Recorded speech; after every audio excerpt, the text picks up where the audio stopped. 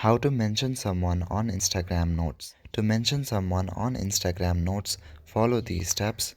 Firstly, check for updates that may be available for the Instagram app. To check for updates, open Play Store or App Store on your device and search for the Instagram app. If there's an update option available, then click on the update option to update your app. If not, then go back to your home page. Now open Instagram app on your device. After that, tap on the messenger icon at the top right corner. This will open your messages section. In your messages section at the very top, you will see your note. To add a new note, click on your note at the top. After that, you will land to an interface like this. Here you can either directly mention someone or you can even write a message. For example, here I have written "It's sunny day" and I'm gonna type in "write" and then mention someone.